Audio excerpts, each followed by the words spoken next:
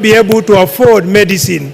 So, Mr. Speaker, what I want to say is this finance bill, we need to say no to it and possibly try to cut on taxes. Additionally, Mr. Speaker, the levy, eco levy on plastics is going to increase price on plastic packages, and in reality that is going to affect export of flowers and make our flowers not competitive. Thank you, Mr. Speaker. Victor Koech, Chepalungu. Thank you so much, Mr. Speaker. It's unfortunate that I'm now getting 1.5 minutes, but nonetheless, I will try my best. Mr. Speaker, this particular debate is taking a totally different angle, a political angle. As to why I'm saying this is because members have now deviated from arguing from a point of facts to now dealing with political issues. As to why I'm saying so, Mr. Speaker, is the fact that now informing the House that bread is going to be taxed. While the fact is, the committee led by Kimani Kuria sought the public opinion, and on sorting on the public opinion, the committee is now dropping 16% VAT on bread. On motorcycle, Mr. Speaker, again, the committee report is saying that instead of allowing importation of motorcycles, we promote our local manufacturers so as to create job opportunities for our citizens. And in that case, Mr. Speaker, I support. Thank you so much. Jalango Langata. Order. Yes, Kibagende. What is out of order? And under what standing order are you? Thank you, Mr. Speaker. There is a stranger in the house. I've seen someone resembling Oscar Sudi in the house. There's a stranger in the house. Order, Honorable Kibagende. If you want to provide comic relief, that is a very poor one. Go on, Jalango. Thank you so much, Mr. Speaker.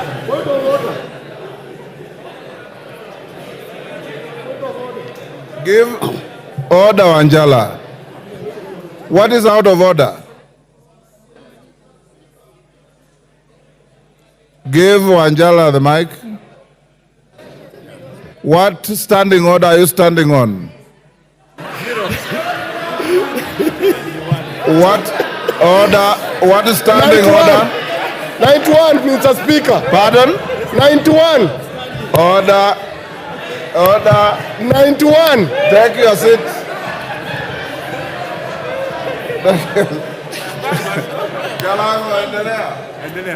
Mr. Anjala, Speaker. you have no point of order. Take your seat. Jalango, carry on. Honorable Anjala, I encourage you that yesterday when you spoke, the House listened to you.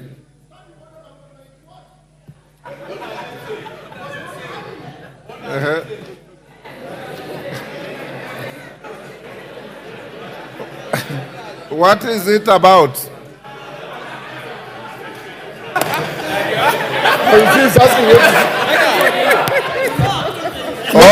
Order, Angela.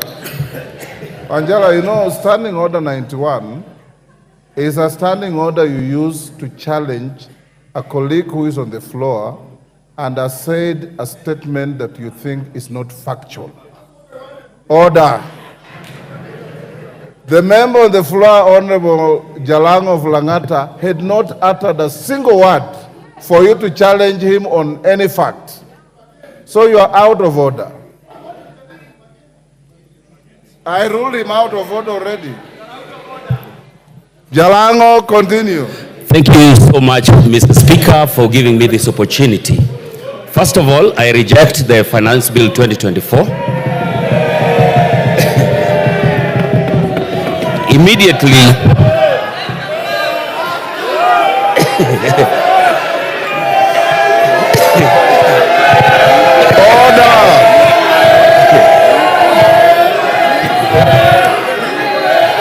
Honorable members. Order. Immediately, immediately touched around everything that touches a common person. That was the M-Pesa, the cars, the pads. And I looked back and saw the whole generation in Langata out here having their voices so loud. Even after the amendments, I had to make the choice that I've made today. Now, out here is the Gen Z generation whom I talk to every day. I interact with them on Twitter, TikTok, and everywhere. When most of you will have gone back to the villages, we will be with them here in Nairobi. The question will still be there.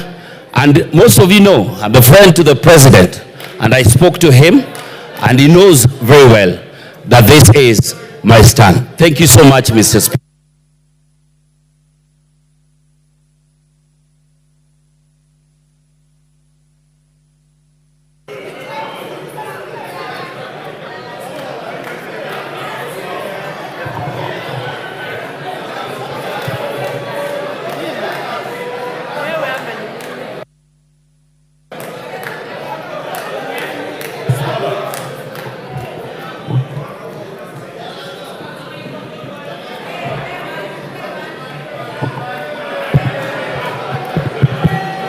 Order. Honorable Katana. Honorable Katana. You are being grossly disorderly. Please exercise some decorum, not just you, everybody else that is either cheering or jeering. We want to have an orderly end to this. Member for Kuresoi. Thank you, Mr. Speaker, for giving me this opportunity to give my voice on this important bill. I have been waiting for it since morning.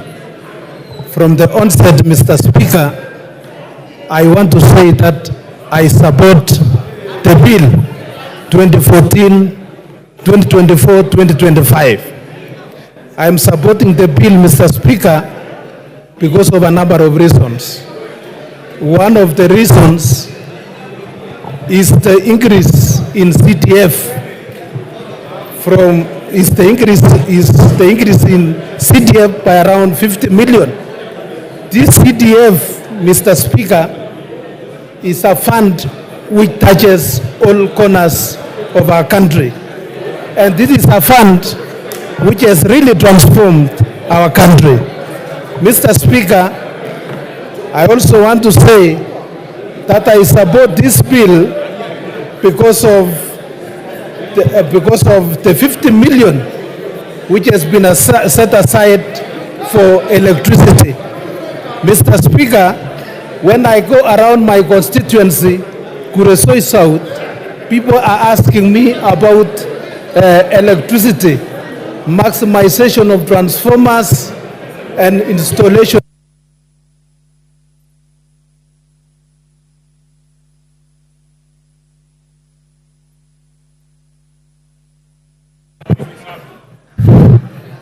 Ruth Odinga.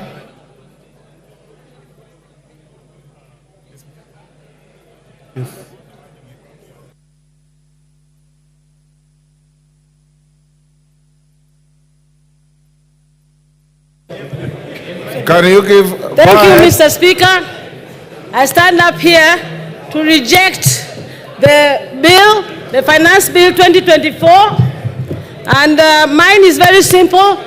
This finance bill is actually an IMF-driven finance bill.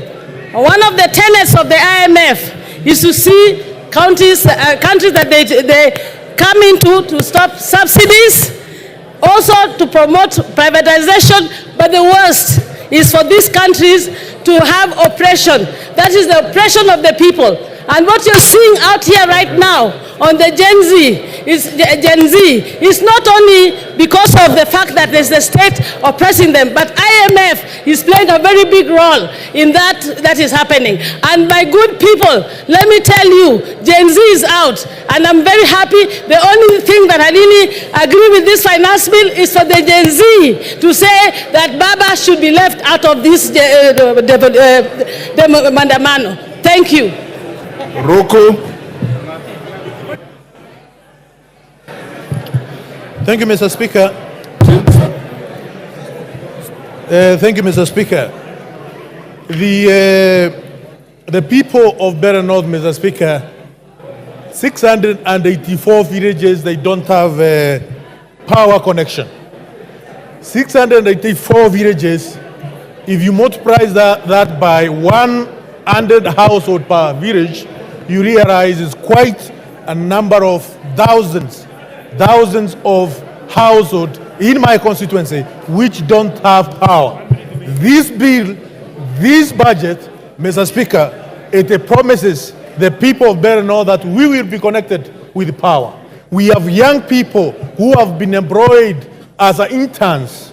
This bill, this budget, it confirms the teachers, the young JSS teachers who have been employed as interns. And also, it promises further 20,000 young teachers also to be employed as interns, Mr. Speaker. Some of them will be coming from Better North, the people who sent me here, Mr. Speaker. And it's for this reason, Mr. Speaker, that I support this finance bill, Mr. Speaker, among other many reasons, such as ensuring... Time up. Esther Pasaris.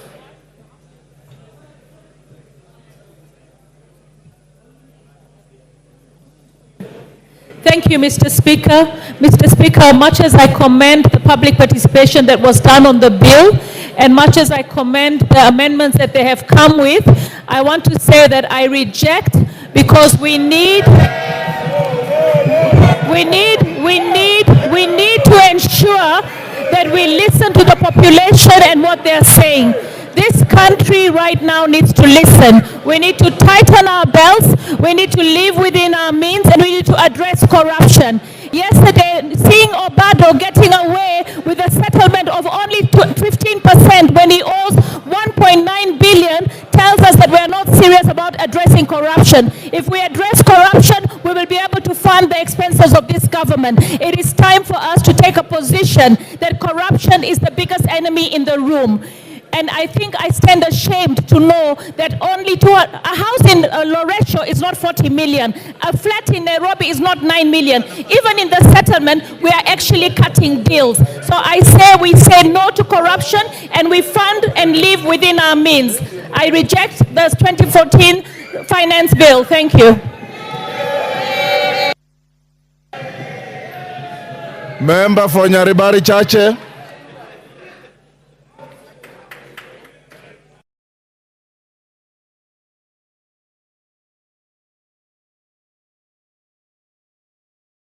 Mike. Thank you, Honorable Speaker. Honorable Speaker, a time has come as a godly nation to make decisions that will impact positively on the lives of the 55 million plus Kenyans. Today, Honorable Speaker, I stand here to vote and support the Finance Bill 2024 so that the people of Nyaribari Chache and the people of Kenya can get infrastructural projects, electricity, water, and much more. Honorable Speaker, I want to urge the Generation Z to relax, as Kenya Kwanza government means well, and they will be the greatest beneficiaries of the proposed amendments. Honorable Speaker, the Generation Z are young Democrats trying to exercise their constitutional rights to picket and assemble. I am urging the Inspector General of Police, Honorable Speaker, to treat them humanly and provide them with maximum security. Honorable Speaker, the Finance Bill 2024 proposes an export and investment promotion levy with the goal of encouraging consumers to purchase locally produced alternatives, thereby supporting domestic manufacturers, Caleb Luyali.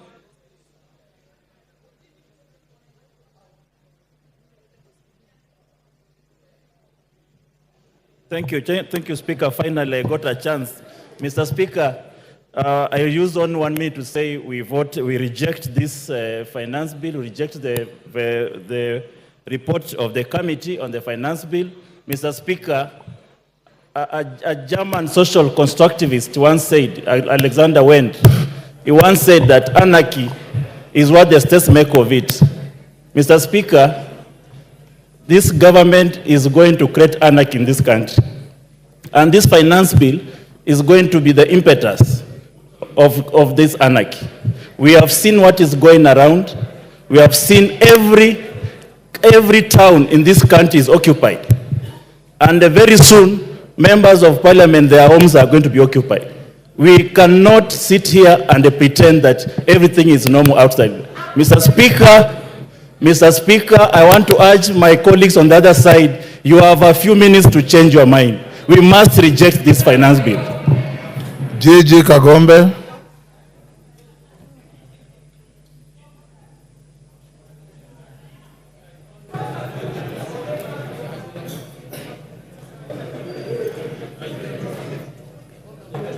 Give him the mic.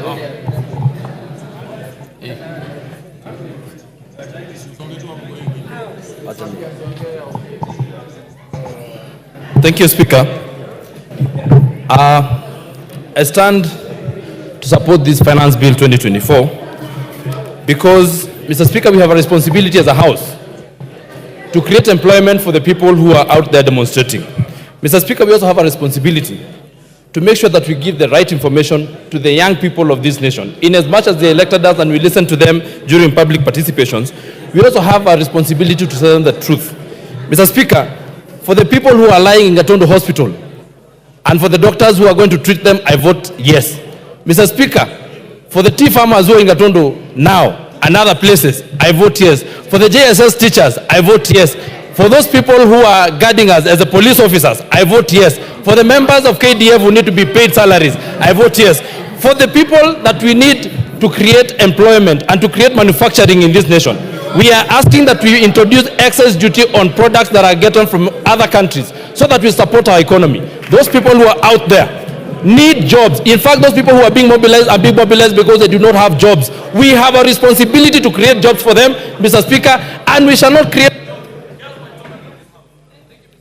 Thank you. Member for Kajiado East. Yes. Mai. Give him the mic. Yes. Okay. Mai, use the next mic. Thank you, Mr. Speaker, for giving me the chance to contribute on behalf of the people of Kajiado East constituency. I rise to oppose the finance bill for 2024 because the bill has excessive taxes on common wananchi. Mr. Speaker, as you can see, our economy has not improved, and we have about 16% of our population living below poverty line. And the reason is because of bad economy as well as corruption in this country. By taxing them more, I feel like it's putting a burden on wananchi, which we should be doing more to help them than hurting them. Mr. Speaker, when you also look at the fuel levy of 9 shillings, that is another burden to wananchi. I can imagine by people commuting between Kitengela and Nairobi and back and forth, paying more for transport because of the increase of the fuel levy.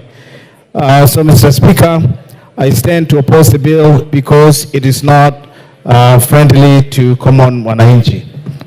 Thank you, Mr. Speaker. Moses Kirima.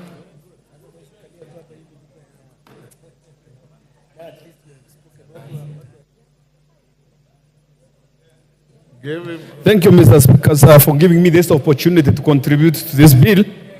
Mine is that by the time when this bill came originally, it was too bad and it was punitive to the people. And my people had instructed me that even if it was to be as it was, I was meant to oppose it. But when I came and raised the issue with the chairman of finance, Mr. Kimani Kulia, he told me that there are going to be some amendments, of which actually what I was told to oppose, the bread, taxation, bondas, rentals, essentials, cooking well, and avocados, and the rest, the agricultural outputs. After the amendments, I don't see any reason to oppose it. So I thereby support it with amendments. But if there are no amendments, no way. Thank you, Mr. Speaker, sir. Ken Chonga.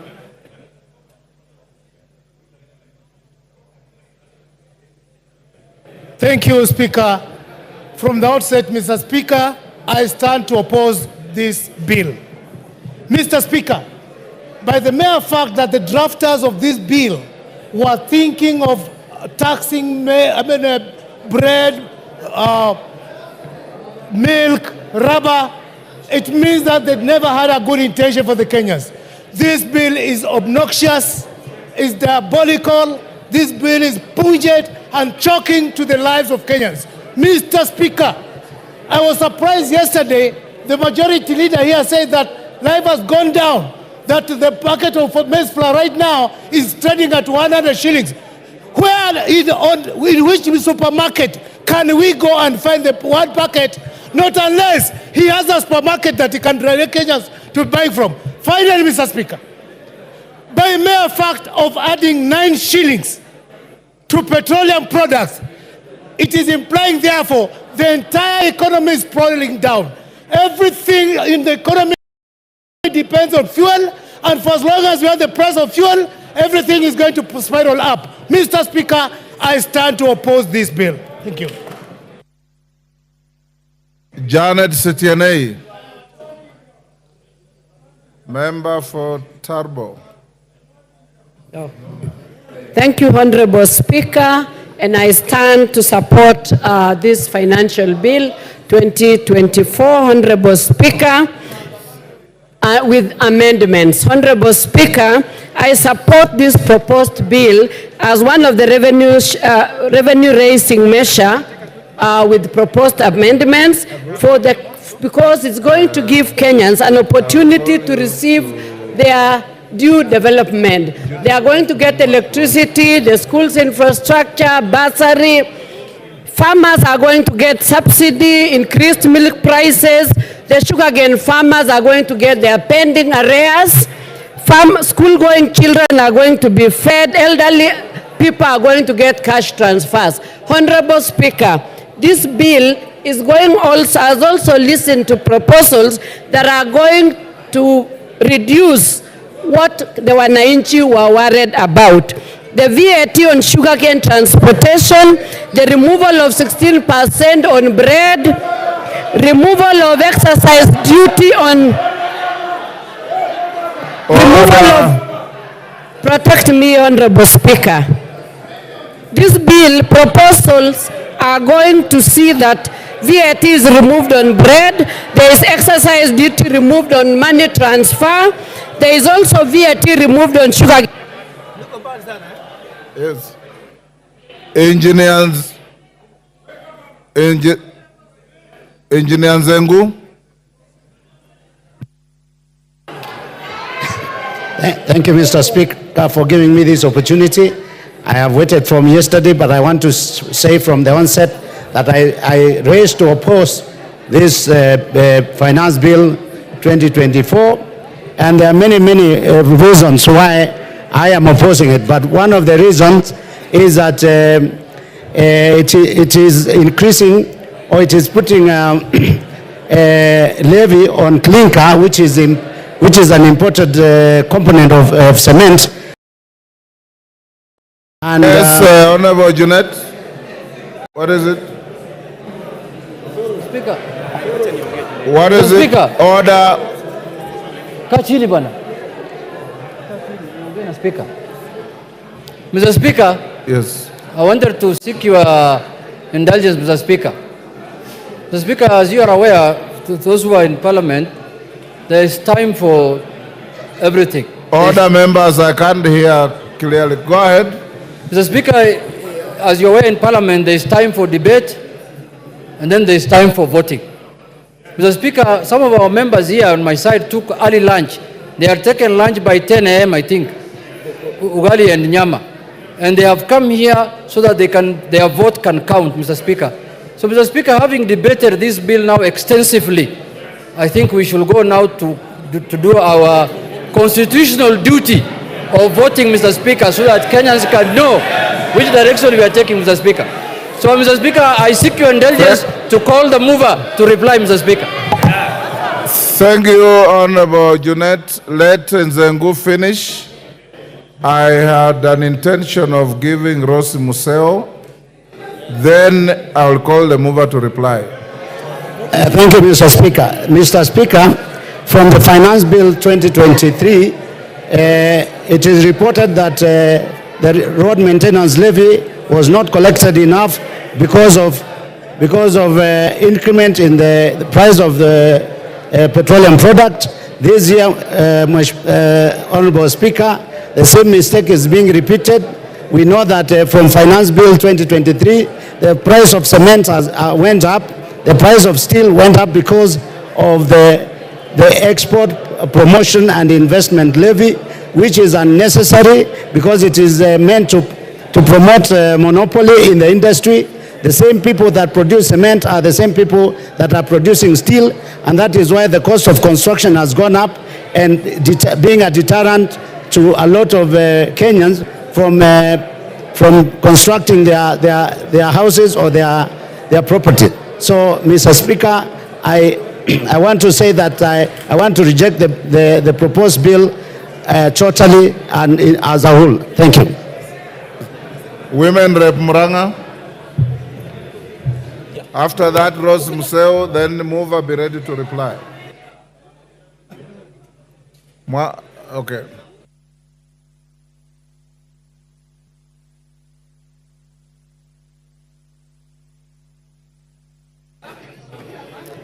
Thank you, Mr. Speaker, for giving me this opportunity. I rise to support the bill, and I will vote yes for the bill. Voting for this bill, we are voting for real issues, Mr. Speaker, not for the negative things that have been said in the media to hit emotions. Mr. Speaker, voting for this bill is voting for 6.8 billion for coffee cherry fund.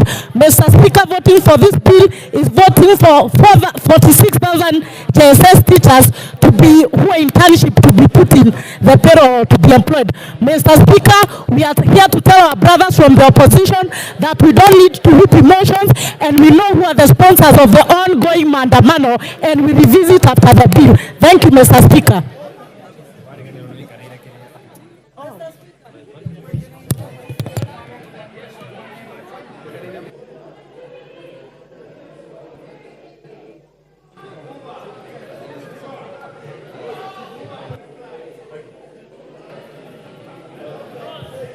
Thank you, Mr. Speaker, for giving me this opportunity to add my voice onto this.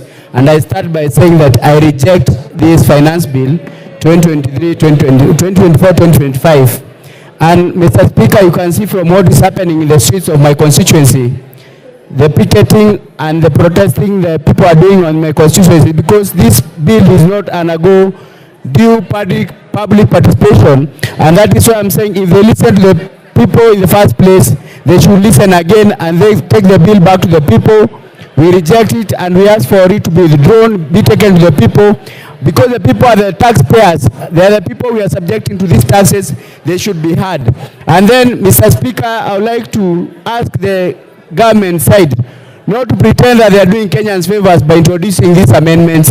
Actually, these amendments were not there in the Finance Bill 2023. It is not a favor you are doing the people of Kenya, and we are asking the people in the government to listen to the common mwananchi. I have done so, and that's why I reject this bill. I have also listened to my side of the divide of the government, which is the Azimio coalition, with the most professors who can never be wrong on this finance bill. And that is why I reject this finance bill. Thank you, Mr. Speaker. Asante. Asante Bwana Spika kwa nafasi hiyo umenipatia. Mimi natoa sauti yangu kupinga mswada huo wa fedha wa mwaka 2024 na 25.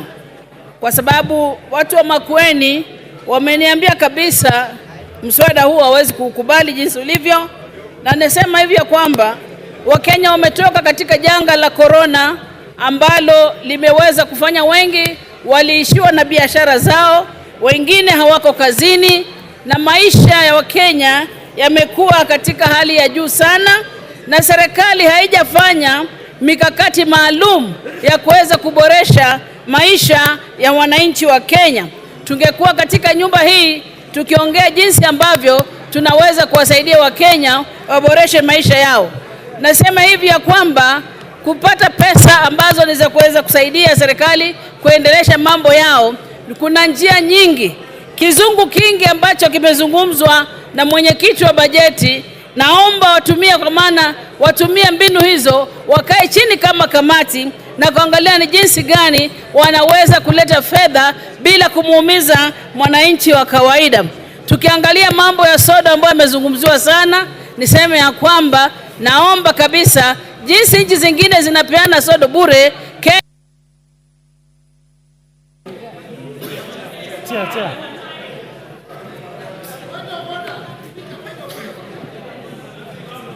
Yes, Honorable Kimilu.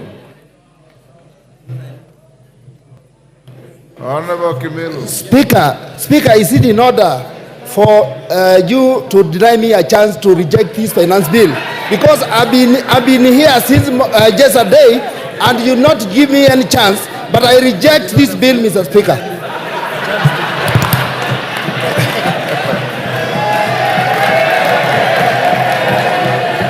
Thank you.